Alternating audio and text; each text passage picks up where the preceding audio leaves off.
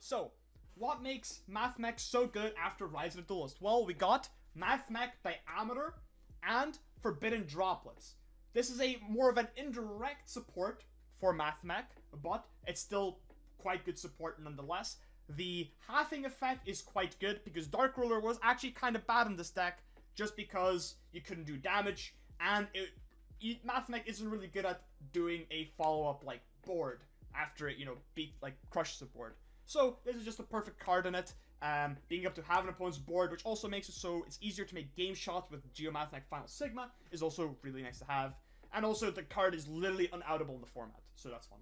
Anyway, Mathmech Diameter, for those who don't know, it is a Wolf Bark, level 4 Cyberse Light Tuner. Just like, well, actually, all the Mathmechs are Light, Dark, or Earth, but whatever. Or Fire. But anyway, its effect is unnormal summon.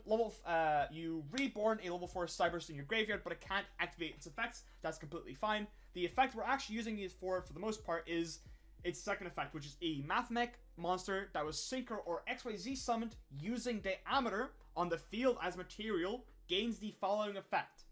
Once per turn, during the turn this card was special summoned, when your opponent activates a card or effect, quick effect, you can negate that effect. You can only use each effect of Diameter once per turn. So why is this so good? Well, if you start with Diameter in the field and you can make your Prime Mathmech Alimbertion, you have essentially a Called by the Grave for your turn. Why is this also good? Well, when you use your Mathmech Superfactorial to XYZ summon on your opponent's turn, if you use a Diameter with it, then you not only do you get the Trishula effect of Laplacian, but you also do get the additional negate with Diameter, making it so that your turn 1 board is way better. As for the ratios, you might see that there is no Signet mining in this deck, and the reason for that is because, well, what are we going to discard, right? We're not trying to take a fat neg 1 to an Ash Blossom.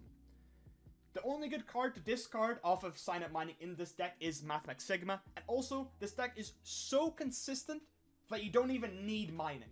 The only thing that mining is kind of nice for is to search Debug or Balancer Lord. Another thing that you could possibly play in this deck is Microcoder.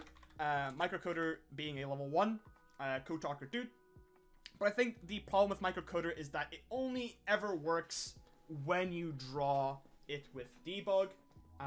It's not the best normal summon, and we only have 2 monsters, or 3 monsters I guess, to trigger its effect. Signet Conflict and Signet Backdoor are cards that you could search off of the Microcoder, but they are just completely useless when you get Nibiru'd. At least with Code Generator, which is the one we're using, it can dump Mathmech Sigma, which is the only monster with a graveyard effect in this deck.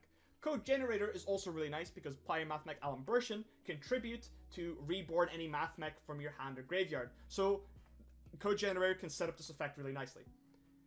Debug is there just to search these 2 targets, the Backup Secretary and the Code Generator. If you don't have a great hand, you have to add Backup Secretary just because it sums itself. And if you have a really nice hand, you can potentially add Code Generator. And also just having 2 targets for Debug is always nice. And if you have 2 different ones, it means that if you do draw one of them, you can add the other off of Debug and it's still fine.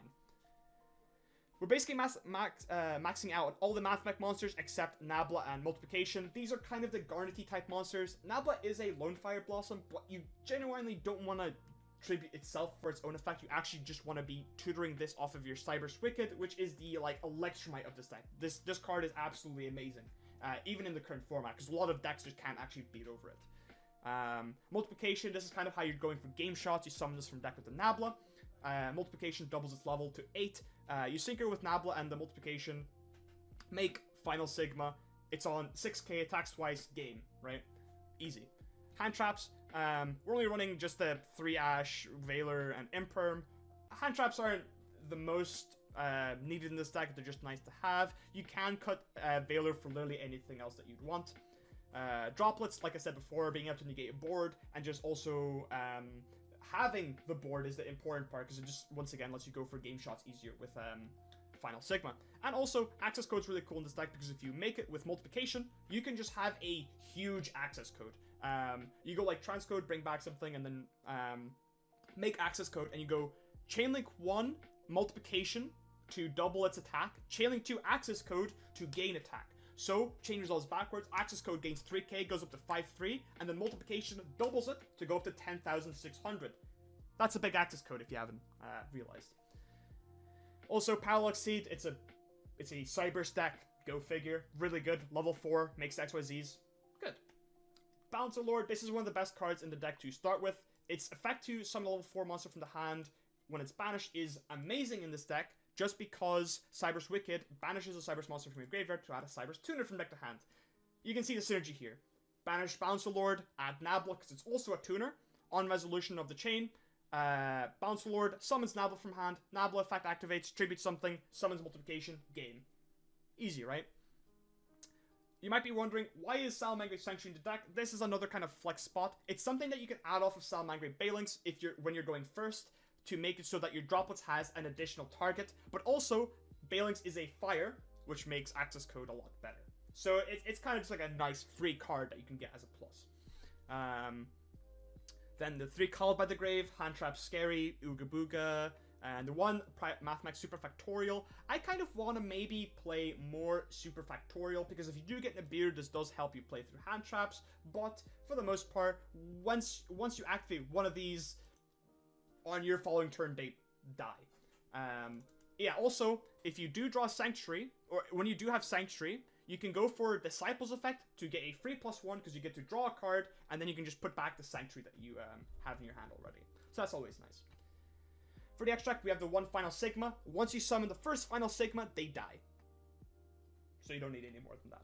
3 Prime Mathmech Alan Bershan. Unfortunately, you do need to play 3 of this card.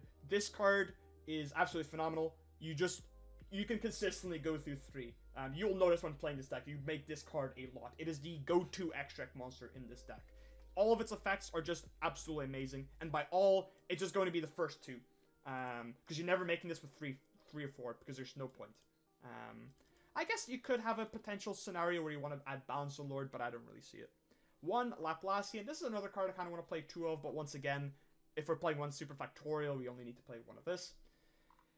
Once again, this is like the Trish monster of the deck. 3 level 4 monsters on summon.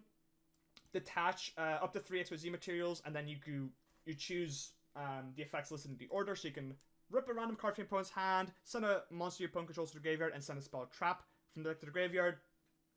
All really good effects. And you can do this on your opponent's turn with the Super Factorial, and also backing it up with Diameter's extra negate. Access Code Talker. Once again, game shot. Expensive though, but it is a Cyber's monster. We're playing a Cyber's deck. Weird. Code Talker Inverted. Once again, really good for this deck. You have like the combos where you make this with Code Generator. And you get to summon a Mathmech from your hand. You just get to go off, make Alan Bershan, etc. Cyber's Wicked. I do actually kind of want to play 2 of this card. This card's phenomenal. But there's not really that much space, unfortunately, in the extra deck. So we're only going to be playing 1. For those that don't know, it just can't be destroyed by battle or card effects, and anything it points to can't be destroyed by card effects. This is good because it plays around Ghost Ogre and Snow Rabbit, which is always helpful. Also plays around cards like Conquistador of the Golden Land and Dogmatica Punishment. All really relevant cards at the moment, so it's good. Its second effect, if a monster is special summoned to a zone it points to while you control this monster, you can banish a Cyber's monster from your graveyard to add a Cyber's Tuner from deck to hand. The monsters you want to add off this are Diameter, Nabla, and Sigma. They're also the only targets you can add off of it. Its the banish part is also really good, just because it, banishes this, like we said earlier. Cool thing is that when you use Super Factorial, you usually have this on board, so that on your opponent's turn, you get to go Chainlink 1 Laplacian to hand loop them, Chainlink 2 Wicked, Wicked then grabs a Diameter for next turn, and then you win. Anyway, then you play Splash Mage. This is just to turn any 2 monsters into access code to get for game. Transcode Talker, same diff. Link Disciple and Link Devotee. This is like the 2-card combo you want to do for this deck. Basically, put 2 Cybers on the board, and as long as you have an extender, or you have Balancer Lord in the graveyard, you have the Bazooka combo, which I will have playing on screen now. So, 3, 2, 1.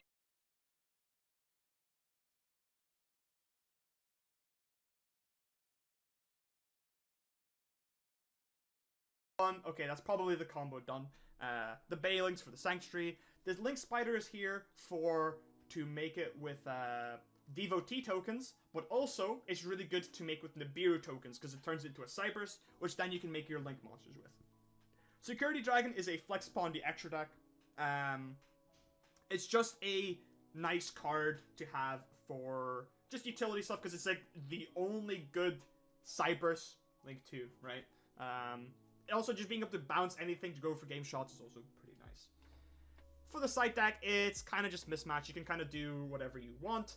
And yeah, that's really it. You can just like, this is kind of like just a basic side deck. You don't have to go off of this exact one.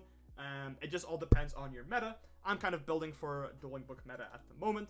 Ghost Bell being a really good card in the format just because it's really good against the Eldritch decks and the Dogmatic deck. So it could be something worth playing.